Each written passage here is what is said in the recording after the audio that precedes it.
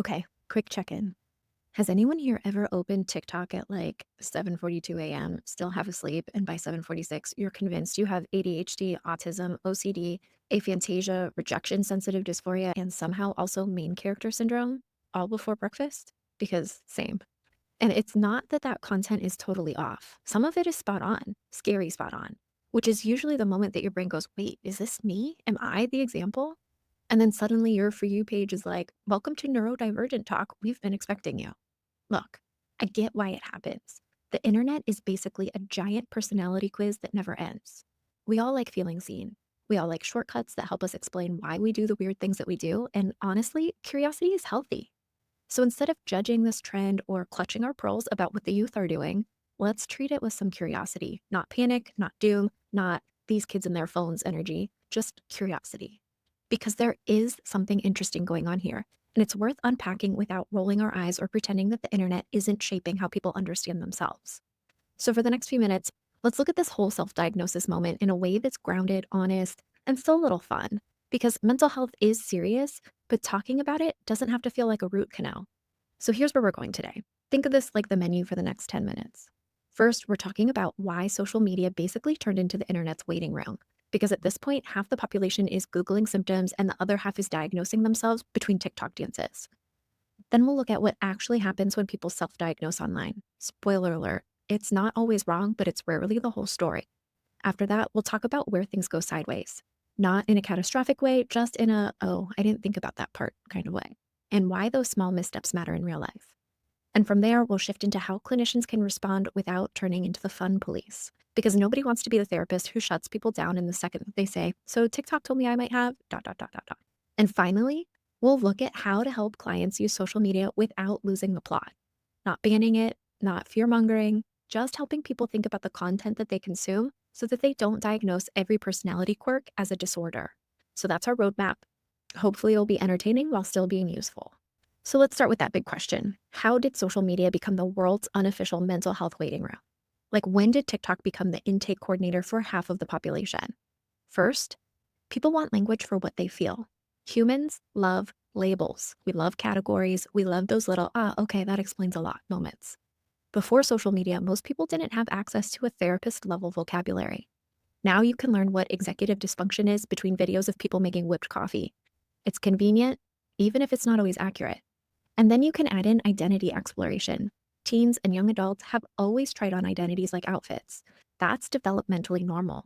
The internet just turned the dressing room into a stadium.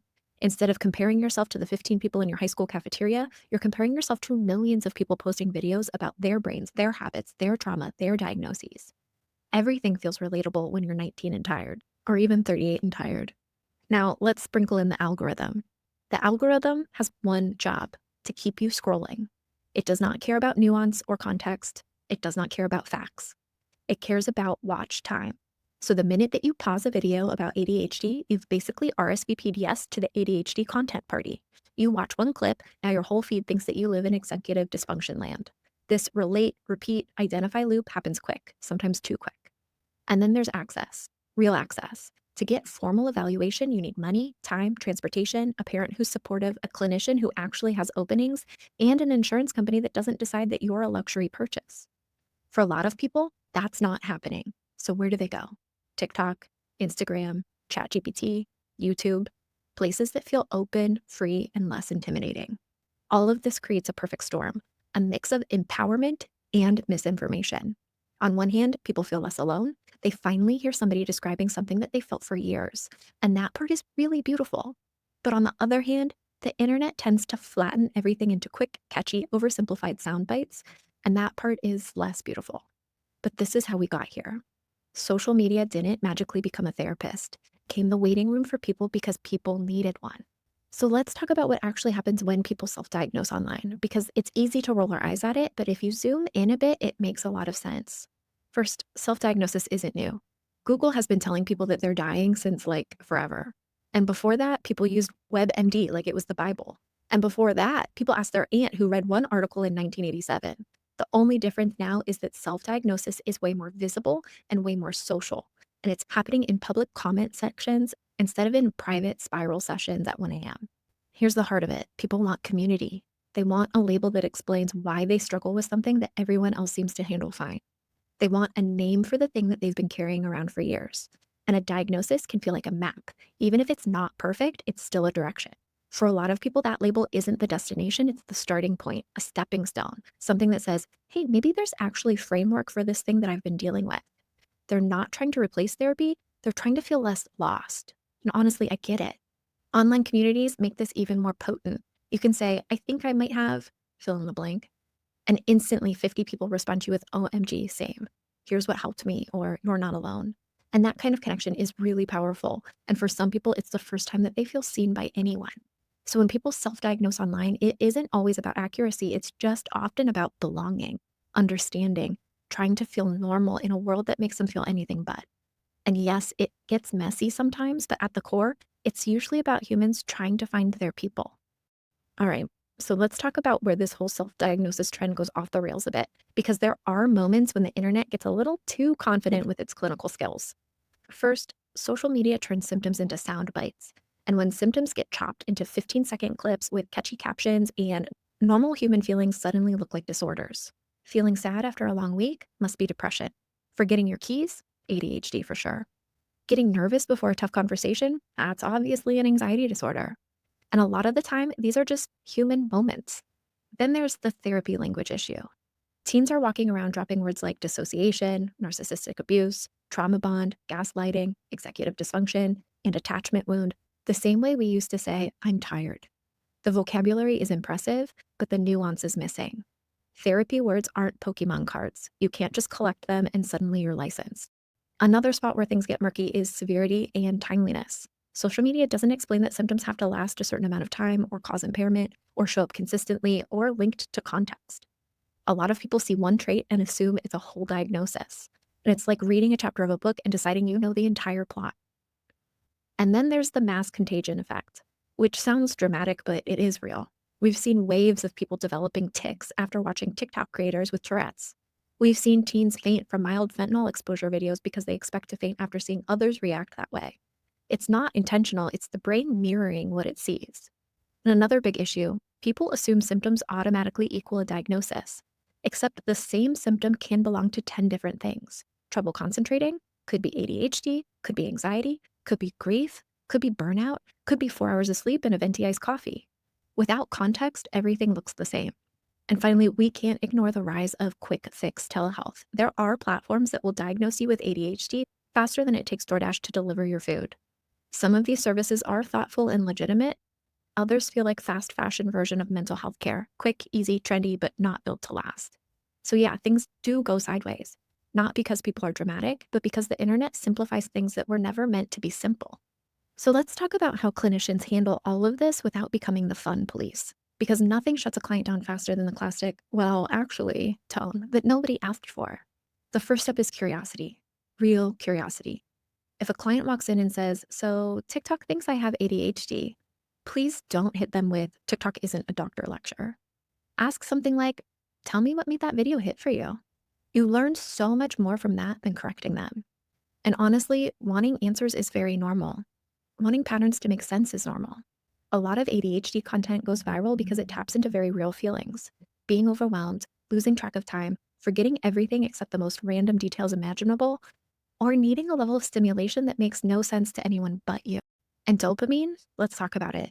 ADHD content is sticky because it feels like somebody finally explained the inside of your brain. Plus, the apps themselves run on dopamine, short videos, quick laughs, instant validation. It's a dopamine buffet. Of course, people trying to figure out their brains are going to land there. As clinicians, part of our job is helping people understand what diagnosis actually involves without lecturing or sucking the joy out of their curiosity. You can walk somebody through timelines, impairment, developmental history, and context in a way that feels grounding, not discouraging, and it doesn't have to be a TED Talk. And we can also validate the parts of self-diagnosis that are genuinely helpful.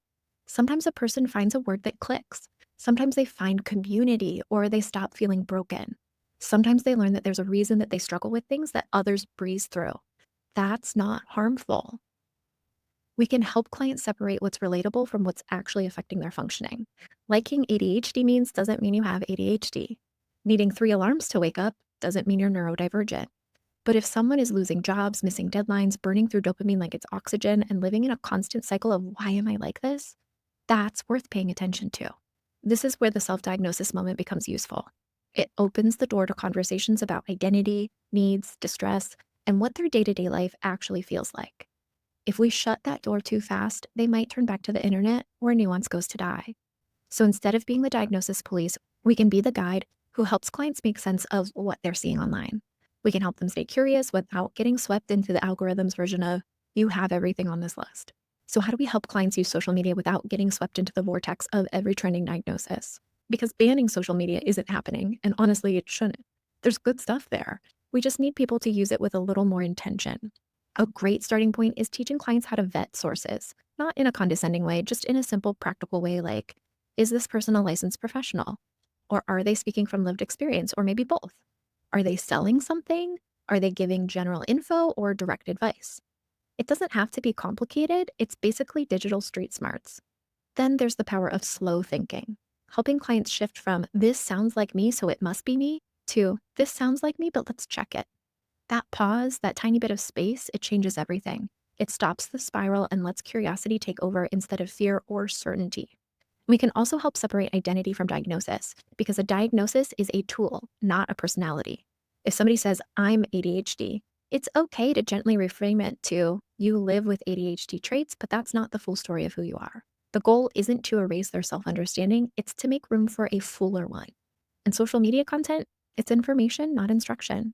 It's like a buffet where some items are great and others will absolutely wreck your stomach. You don't have to cut out the buffet, you just need to learn which plates to skip. One of the most grounding questions you can ask is, what are you hoping this label will help you understand or change? And that question cuts through the noise fast. Maybe they want clarity, maybe they want accommodations, maybe they want to feel less alone, maybe they're trying to make sense of a lifetime of feeling different. Whatever the reason is, there is real work that's happening. And the best part is that you can make social media part of the session instead of something that clients feel ashamed to bring up. Invite them to show you the videos. Let them walk you through what resonated. Treat it like part of the data, not something to hide. It keeps the door open, it keeps the relationship open, and it gives them a place to sort through all of it with someone who isn't an algorithm. At the end of the day, the goal isn't to stop people from exploring online, it's to help them find their footing while they do it. So as we wrap this up, I just want to bring it back to something simple: empowerment in critical thinking. Social media can be helpful. It can give people language, connection, and a sense of being understood, but it actually works best when we pair it with real curiosity and real discernment. And social media isn't going anywhere. We'll just be honest about that. We're not going back to a world where you have to wait for a magazine article or a PBS documentary to learn about mental health. The internet is here and it's loud and it's creative and sometimes it's completely unhinged. And our job is to help people navigate it without losing themselves in the process. And look, if this talk showed up as a clip on your FYP, you'd probably diagnose yourself with something too. Happens to the best of us.